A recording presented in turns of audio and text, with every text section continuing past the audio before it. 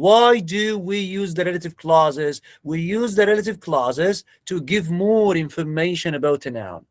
To give more information about a noun. Like this, my brother has a nice car.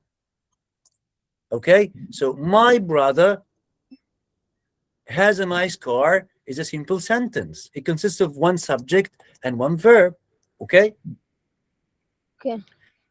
the noun here is brother. My brother. My brother who lives in Spain has a nice car.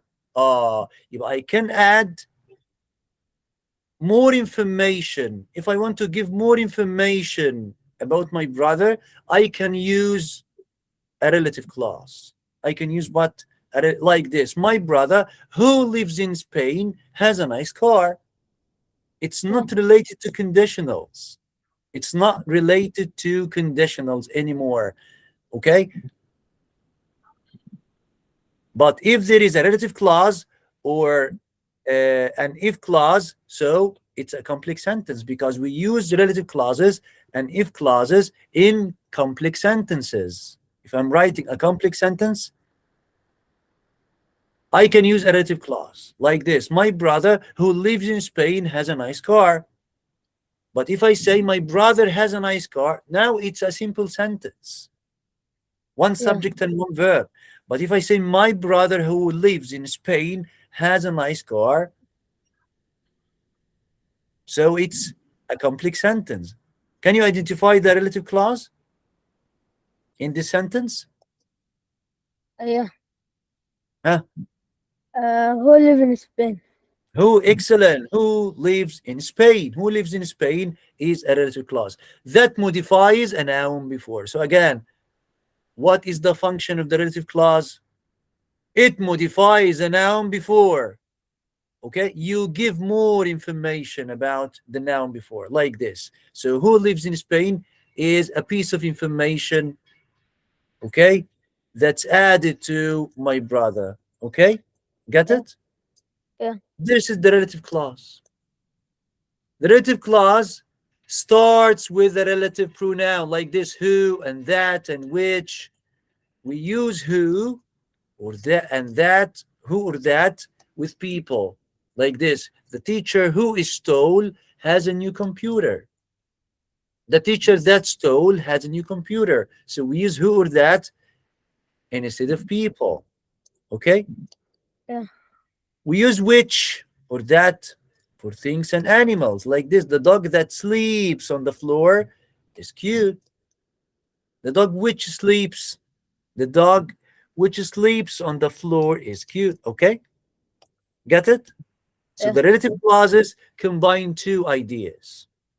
So again, the relative clauses combine two ideas. She has a son. Her son is a doctor. فبدل ما أقول here, I can say she has a son who is a doctor.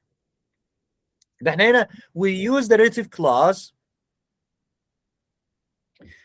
to summarize. Okay, Yeah. to summarize. Yeah, it was supposed to write two sentences like this. She has a son. Her son is a doctor. How can I combine the two simple sentences? How can I combine these two ideas?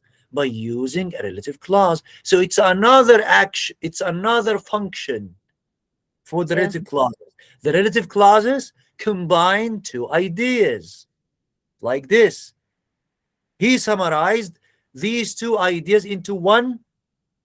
He combined these two sentences into one sentence. Mm. She has a son who is a doctor. Yeah. So what's the function of the relative clause? They combine two ideas. The umbrella is broken. I bought the umbrella yesterday.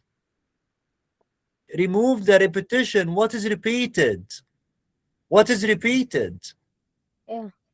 Bought or yesterday or umbrella? What is repeated? Uh, Umbrella. Umbrella. Excellent. So how can I combine these two ideas? How can I make them one sentence? The umbrella that I bought yesterday is broken. The umbrella that I bought yesterday is broken. So now I summarized these two ideas. I changed them into one sentence, one complex sentence, one complex sentence. The umbrella that I bought, the umbrella that I bought yesterday is broken. Got it? yeah, Is it easy? yeah, So the verb after the relative pronoun agrees with the noun. Agrees with like this. The boy who plays the guitar is famous. So who plays the guitar? Who plays? Why did we say plays? Because the subject is singular. Because the subject is singular, yeah, right? So the boy who plays the guitar is famous. So instead of saying the boy is famous, the boy plays the guitar, you can write just one sentence. The boy who plays the guitar is famous. I yeah, think it's so easy.